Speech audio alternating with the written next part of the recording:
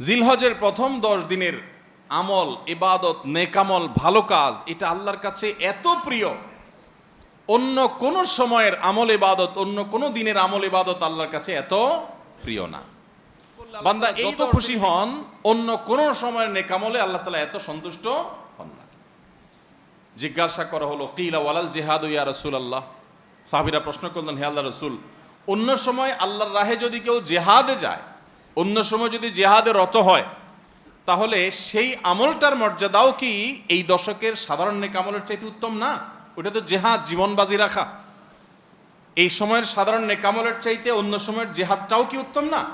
নবী সাল্লাল্লাহু আলাইহি সাল্লাম বলেছেন, ওয়ালাল জিহাদু ফি সাবিলিল্লাহ, অন্য সময়ের জিহাদও এই সময়ের সাধারণ নেকামলের চাইতে উত্তম না, ইল্লা, তবে অন্য সময়ের জিহাদ যদি কেউ এই পর্যায়ে করে যে তিনি তার জান মাল সব কিছু নিয়ে জিহাদে গেছেন, কিন্তু কিছু নিয়েই ফিরে আসতে পারেন না, সব আল্লাহর রাহে কোরবানি করে দিয়েছেন, এই লোকের কথা ভিন্ন, তার মর্যাদা সব কিছুর উপরে। তাহলে এই দশকের নেকামল, এই দশকের ইবাদত বন্দেগীর মর্যাদা এত বেশি, ভাইরা আমার, যে আল্লাহ রাব্বুল আলামিনের কাছে বছরের অন্য কোনো সময়ের কোনো আমল, এমনকি জেহাদও, সাধারণ জেহাদও এই দশকের নেকামলের চাইতে বেশি প্রিয় না। এ হাদিস থেকে, বুখারীর এই হাদিস থেকে আমরা কি বুঝলাম? যে এই দশক আল্লাহ সুবহানাহু ওয়া তাআলার কাছে ইবাদতের দশক, নেকামলের দশক, মর্যাদার দশক, ফজিলতের দশক। আল্লাহ রাব্বুল আলামিন এই দশকের কদর করার তৌফিক আমাদের সবাইকে দান করুন। ভাইরা আমার, বিশ্ববিখ্যাত হাদিসবেত্তা হাফেজ ইবনে হাজার আসকালানী রাহমাতুল্লাহি আলাইহি জিলহজের প্রথম দশক সম্পর্কে বলেছেন, জিলহজের প্রথম দশকের এত মর্যাদা কেন বেশি ভাই? কারণ সমস্ত ইবাদাতের সমাহার এই দশকের মধ্যে আছে।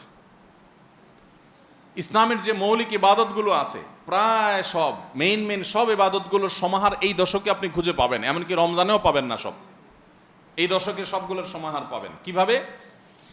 এই দশকে আমরা দেখি যে প্রথমত ইমান তো 12 মাসের আমল, অন্য সময়ও আছে, এই সময়ও আছে। 5 ওয়াক্ত নামাজ 12 মাসের আমল, অন্য সময়ও পড়তে হয়, এই দশকেও পড়তে হয়। রোজা রমজান মাসে আছে, এই দশকেও রোজা আছে, প্রথম 9 দিনই রোজার কথা হাদিসে আছে, আবার বিশেষভাবে আরাফাতের দিন রোজার কথা আছে। তাহলে ইসলামের তৃতীয় রোকন রোজা, রোজা অবশ্য হজ হলো তৃতীয়, জাকাত হলো তৃতীয় রোকন। জাকাত অন্য সময় দেওয়া যায়, এই সময়ও দেওয়া যায়, তাহলে জাকাত আদায়যোগ্য সময় এটা। আবার রোজারও আমল এই দশকের মধ্যে আছে। আর হজ তো হয়ই এই দশকে, হজের মূল কাজই হলো এই দশকে, ফরজ কাজগুলো সব এই দশকেই হয়ে যায়। তাহলে এই দশকে ঈমান আছে, নামাজ আছে, জাকাত আছে, রোজা আছে, হজ আছে, আবার কোরবানি আছে, আবার জিকিরের জন্য আলাদা নির্দেশ আছে, এই দিনগুলোতে বিশেষভাবে আল্লাহর জিকির করো। আছে না নাই ভাই? তাহলে আমরা কি বুঝলাম? এই দশকে সমস্ত ইবাদতের কি আছে? সমাহার আছে, সমস্ত ইবাদতের নজির আছে। এই জন্য এই দশকের মর্যাদা অনেক বেশি। আল্লাহ রাব্বুল আলামিন এই দশকের মর্যাদা এবং কদর আমাদের সবাইকে করার তৌফিক নসিব করুন। ভাইরা আমার, এই দশকের মর্যাদা নিয়ে আমরা কথা বাড়াতে চাই না, এবার আমরা করণীয়তে চলে যাই। কি করব আমরা? আমরা কোরআন এবং হাদিসের আলোকে 11টি আমলের কথা বলতে পারি। এই 11টি আমল এই দশকের জন্য খাস, স্পেশাল। নাম্বার 1 নম্বর এই দশকের আমল হলো বেশি বেশি আল্লাহর জিকির করা। কি করা? বেশি বেশি আল্লাহর জিকির করা। কারণ কোরআনে কারিমের সূরা তাওবাতে আল্লাহ রাব্বুল আলামিন এই দশককে ইঙ্গিত করে বলেছেন যে তোমরা আল্লাহ তাআলার জিকির করো ফি আইয়ামিম মাদুদাত, নির্দিষ্ট দিনসমূহে, নির্ধারিত দিনগুলোতে তোমরা আল্লাহর জিকিরে মাশগুল থাকো। এখানে আল্লাহর জিকির যে নির্দিষ্ট দিনগুলোতে রাখার কথা বলা হয়েছে, সেই আয়াতের ব্যাখ্যা আবারও তাফসীর ইবনে কাসিরে এবং ইবনে আব্বাস রাদিয়াল্লাহু তাআলা সহ আরও অন্যান্য মুফাসসিরদের থেকে বর্ণিত হয়েছে যে নির্দিষ্ট দিন বলতে জিলহজের প্রথম 10 দিনকে আল্লাহ তাআলা মিন করেছেন। এই 10 দিনই তোমরা আল্লাহর জিকিরে বেশি বেশি করে আল্লাহ তাআলার জিকির করো। তাহলে জিকির শুধু না, পরিমাণে বাড়িয়ে বাড়িয়ে বেশি বেশি পরিমাণে জিকির করতে হবে এই দশকে। আল্লাহ তাআলার স্মরণ অন্তরে হবে, মুখে আল্লাহ তাআলার জিকির চলবে, কাজের মাধ্যমে জিকিরের আমল চলবে, অন্তরের স্মরণের মাধ্যমে, মুখে জিকিরের মাধ্যমে। কোরআনের তেলাওয়াত একটা জিকির, তাসবিহগুলো একটা জিকির, তাহমিদ আল্লাহর প্রশংসা একটা জিকির, এরকম যত জিকির আছে এই দশক হলো জিকিরের দশক। সবচেয়ে বেশি জিকির চলবে, সবচেয়ে বেশি কি চলবে? জিকির চলবে। দ্বিতীয়ত যে আমলটি চলবে তা হলো যে কোনো নেকামল, যে কোনো নেকামল। কারণ একটু আগে আমরা হাদিস শুনলাম, যে নবী করিম সাল্লাল্লাহু আলাইহি ওয়াসাল্লাম বলেছেন, মা মিন আইয়ামিন আল আমালুস সালিহু ফিহিন্না আহাব্বু ইলাল্লাহ মিন হাযিহিল আইয়াম। এই জিলহজের 10 দিনের চাইতে অন্য কোন দিনের নেক আমল আল্লাহর কাছে বেশি প্রিয় না। মাস হিসাবে রমাদান সবচেয়ে সেরা, আর দিন হিসাবে খুচরা দিনগুলোর মধ্যে রমজানের বাইরে সবচেয়ে সেরা কোনটা? জিলহজের প্রথম দশক। রমজানের পরে মর্যাদার বিচারে সবচেয়ে বেশি মর্যাদাপূর্ণ দশক হলো এই দশক। এই জন্য এই দশকে আমল করলে আল্লাহর কাছে এত প্রিয় যে অন্য কোনো সময়ের আমল আল্লাহর কাছে এত প্রিয় না। এই জন্য এই দশকের দ্বিতীয় আমল হলো বেশি বেশি নেক আমল করা। বেশি বেশি কি করা? নেক আমল করা। রুটিন যে নামাজগুলো আছে, কাজগুলো আছে, সেগুলো বিশেষ ইহতেমামের সাথে করা। অন্য সময় আপনি নামাজের টুকটাক গাফলতি করেন, কিন্তু এই দশকে মোটেই করবেন না। অন্য দশকে আপনার ফজরের জামাতে একটু মিস হয়, এই দশক মোটেই করবেন না। আগে থেকে ইহতেমাম থাকবে যে এই দশক কোনোভাবে ইবাদত থেকে আমি যেন দূরে না থাকি। আল্লাহ তাআলা আমাদের সবাইকে আমলের তৌফিক দান করুন। তাহলে 2 নম্বর আমল হলো বেশি বেশি নেক আমল করা এই দশকে। রুটিন নেক আমলগুলো যেগুলো সবসময় করতে হয় এগুলোকে বিশেষ ইহতেমামের সাথে করা, আর আরও নফল আমল বাড়িয়ে বাড়িয়ে করা। আপনি অন্য সময় কোরআন তেলাওয়াত খুব বেশি করতে পারেন না, এই দশকে কোনো অবস্থাতে ছাড়বেন না। অন্য সময় তাসবিহ তেলাওয়াত খুব বেশি হয় না, এই দশকে কোনো অবস্থায় ছাড়বেন না। অন্য সময় নামাজে খুব বেশি খুশু ধরে রাখতে পারেন না, এই দশকে চ্যালেঞ্জ থাকবে যে ধীরস্থিরতার সাথে মনোযোগের সাথে নামাজ পড়ব। এভাবে নেকামলের কসরত করতে থাকবেন আল্লাহর প্রিয় পাত্র হওয়ার পথে। আমরা এগিয়ে যেতে চাইলে এই দশক, এই 10টা দিন আমাদের জন্য বিরাট বড় একটা সুযোগ। আল্লাহ আমাদের সবাইকে তৌফিক দান করুন। 3 নম্বর, এই দশকের করণীয় হলো সকল গুনাহ থেকে অন্য সময়ের চাইতে এই সময়টাতে বেঁচে থাকার জন্য বেশি সচেষ্ট থাকা। গুনাহ তো 12 মাসই আমরা করব না, কিন্তু এই দশক গুনাহ না করার ব্যাপারে চেষ্টাটা একটু বেশি থাকবে। কারণ আপনারা সূরা তওবার একটি আয়াত শুনেছেন, আল্লাহ রাব্বুল আলামিন সম্মানিত 4 মাসের আলোচনা করে বলেছেন, যালিকাদ দীনুল কাইয়্যিম ফালা তাজলিমু ফিহিন্না আনফুসাকুম। এই সম্মানিত মাসগুলোতে তোমরা নিজের প্রতি নিজে অবিচার করিও না। ভাইরা আমার, তার মানে যেই সময়টাতে আল্লাহর নৈকট্য লাভের সুযোগ, ওই সময়টাতে যদি কেউ পাপাচারে লিপ্ত হয়, এর চেয়ে পাপিষ্ট আর কে আছে? এই জন্য আল্লাহ রাব্বুল আলামিন আমাদেরকে দরদের সাথে বলছেন, ভাষা খেয়াল করেন, ফালা তাজলিমু ফিহিন্না আনফুসাকুম, তোমরা নিজের পায়ে নিজে কুঠারাঘাত করিও না। এই 10 দিন না, শুধুমাত্র এই পুরো সম্মানিত 4 মাস, সম্মানিত 4 মাসের ভিতরে টানা 3টা মাস চলছে, জিলকদ, জিলহজ, মুহররম, আরেকটা হলো রজব মাস, রমজানের আগের মাস। তাহলে সম্মানিত 4 মাসের মধ্যে এই 10টা দিন আবার বিশেষ মর্যাদাবান। অতএব এই আয়াতটা এখানে আরো বেশি ফিট হবে, অর্থাৎ পাপাচার থেকে বাঁচার জন্য আলাদা কসরত থাকবে। অন্য সময় আমি গুনাহের কাজ করলেও এই দশকে কোনো অবস্থাতে আল্লাহর নাফরমানি করব না। আল্লাহ আমাদের সবাইকে বেঁচে থাকার তৌফিক দান করুন। ভাইরা আমার, তাহলে 3 নম্বর আমল আমরা পেয়ে গেলাম। 4 নম্বর আমল হলো যাদেরকে আল্লাহ তাআলা সামর্থ্য দিয়েছেন তারা হজ করবেন। এই দশক হজের আমলের মাস, আমলের দশক, এই দশকেই হজ হবে। অতএব যাদের তৌফিক দিয়েছেন আল্লাহ তাআলা, তারা কি করবেন? হজ করবেন। এটা এই দশকের আমল। এটা হলো 4 নম্বর আমল। 5 নম্বর আমল হলো যাদেরকে আল্লাহ সামর্থ্য দিয়েছেন তারা এই দশকে কোরবানি করবেন। কারণ কোরবানি এমন একটা আমল, নবী করিম সাল্লাল্লাহু আলাইহি সাল্লাম মদিনা হিজরত করেছেন, এরপর থেকে প্রতি বছরই তিনি কি করেছেন? কোরবানি করেছেন। আল্লাহ নির্দেশ করেছেন, ফাসাল্লি লিরাব্বিকা ওয়ানহার, তুমি তোমার রবের নির্দেশ পালনার্থে নামাজ আদায় করো এবং কোরবানি করো। তো এই জন্য ঈদুল আজহায়, অর্থাৎ এই জিলহজের প্রথম দশকের শেষ দিন, অর্থাৎ 10ম দিনে কোরবানির আমলটা করা, এটা যাদের সামর্থ্য আছে তাদের জন্য প্রযোজ্য। এই দশকের একটা আমল হলো কি করা? কোরবানি করা। কয়টা আমল গেল? 5টা।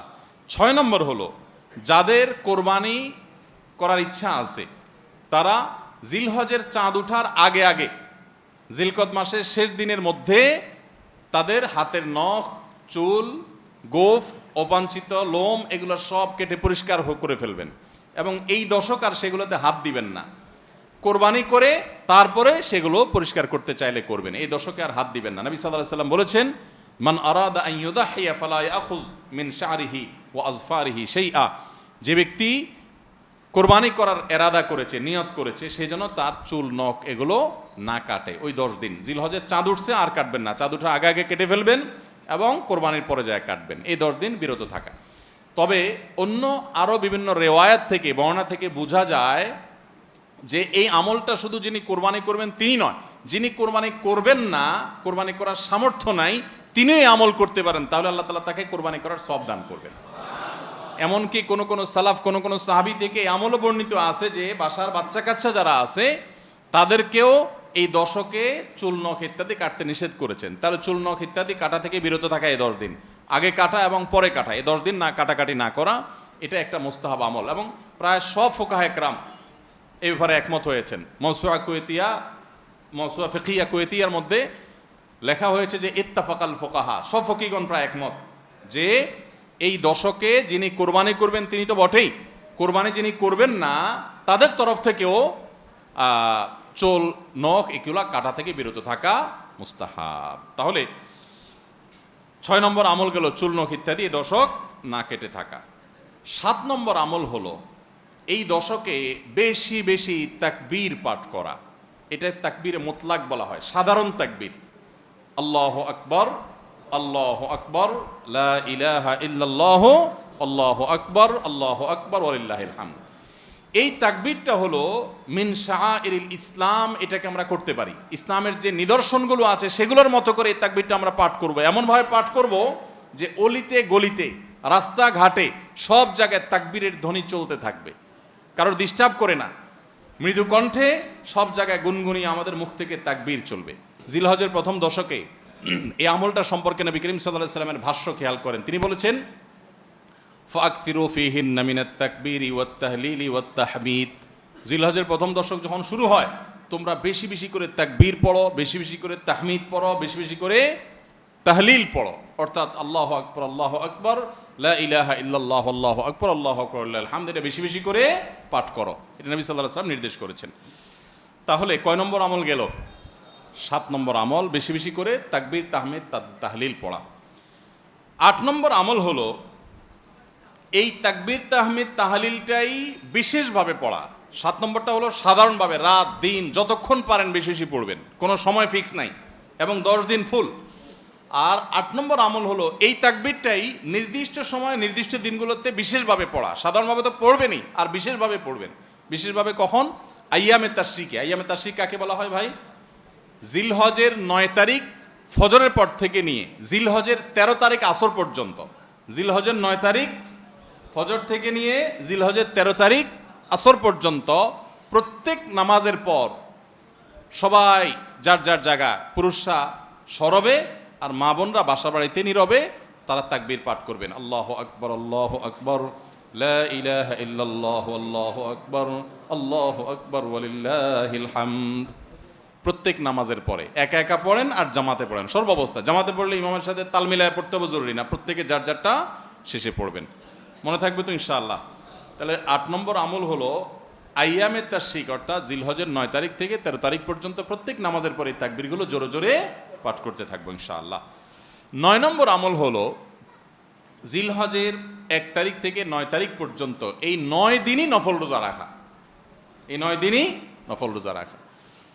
এই 9 দিন নফল রোজা রাখা সম্পর্কিত একটা হাদিস পাওয়া যায়, এবং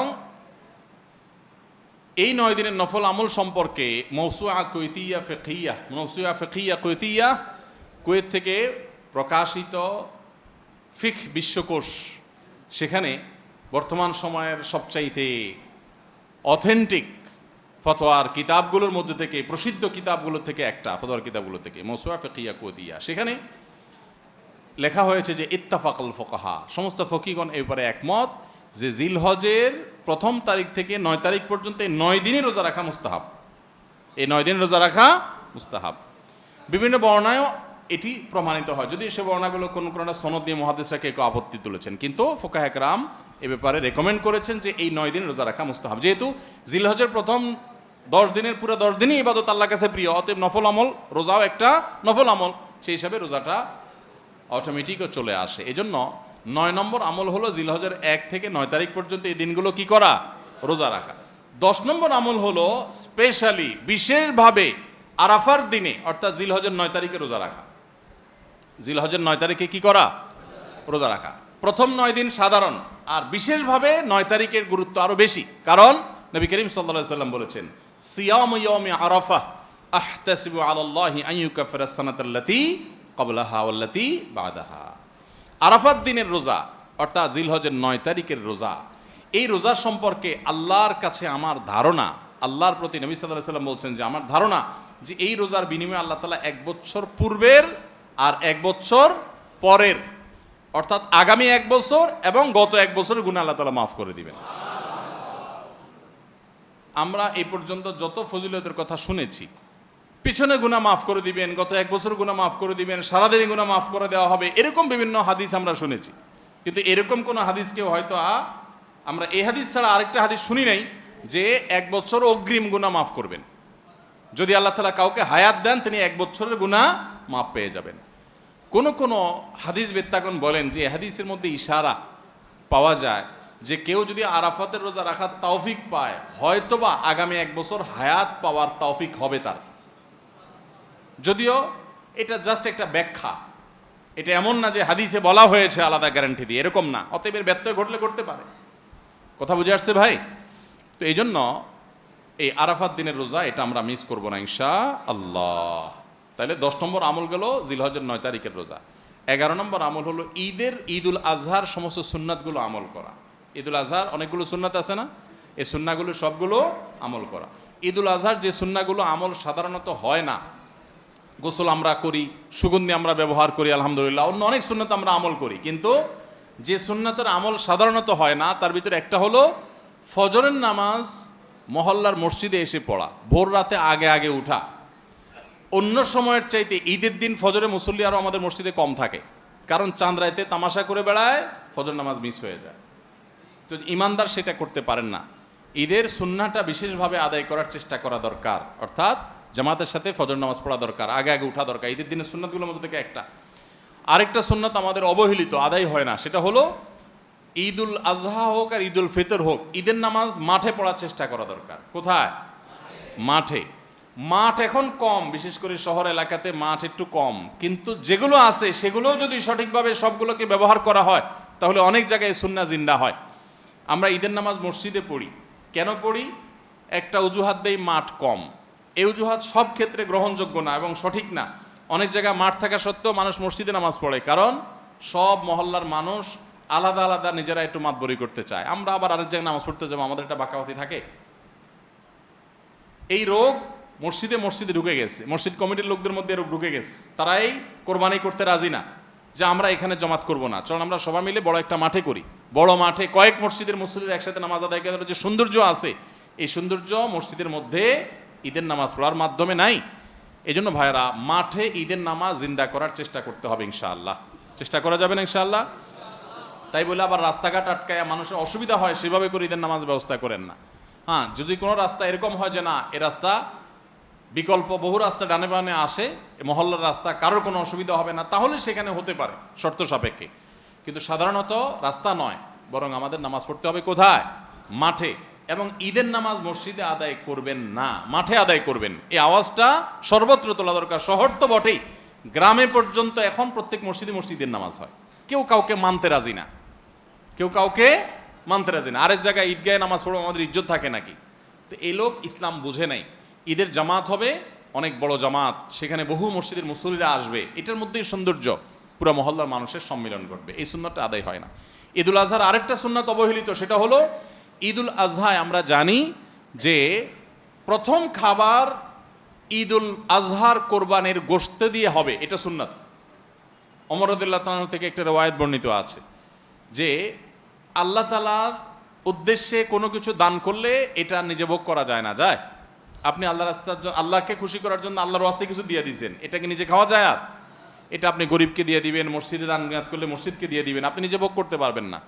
শুধু কোরবানি এবং আকিকা, এই দুইটা আমল আছে যে এই দুইটা আমল আল্লাহকে খুশি করার জন্য জবাই করার সময় বলছেন বিসমিল্লাহ আল্লাহু আকবার, আল্লাহুম্মা লাক মিনকা ওয়ালাক, আল্লাহ আপনার তরফ থেকে আবার আপনার উদ্দেশ্যেই কোরবানি করলাম, আমার কোনো ধান্দা নাই। অথচ আবার ঠিকই ওইটার গোশতটা আল্লাহ আপনাকে খেতে দিয়েছেন, কারণ এটা আল্লাহর পক্ষ থেকে সাদাকা, আল্লাহর পক্ষ থেকে মেহমানদারি, যে আল্লাহ আপনার থেকে কবুল করেছেন এবং বলেছেন বান্দা আমি বুঝে পাইছি, এবার তোমাকে দিছি, তুমি খাও। তো এই জন্য আল্লাহর মেহমানদারি দিয়ে দিনের প্রথম খাবার গ্রহণ করা, যাতে করে ক্ষুধার্ত থেকে খাবারের প্রতি আগ্রহী হন আপনি, এবং আল্লাহর মেহমানদারি দিয়ে প্রথম খাবার খান আপনি, এটা সুন্নাত। এই জন্য ঈদুল আজহার দিন আমরা কোনো কিছু না খেয়ে থাকবো, রাতে খেয়ে যে শোবো, এরপরে আর কোনো কিছু খাবো না, ঈদগাহে আসবো না খেয়ে, কোরবানির পশুর গোশত বানায়া রান্না করে ওইটা দিয়ে প্রথম খাবার খাবো ইনশাআল্লাহ। আল্লাহ তাআলা আমাদের সবাইকে এই সব সুন্নাহগুলো মেনে চলার তৌফিক দান করো। তাহলে 11 নম্বর আমল হলো ঈদুল আজহার সব সুন্নাহগুলা পালন করা।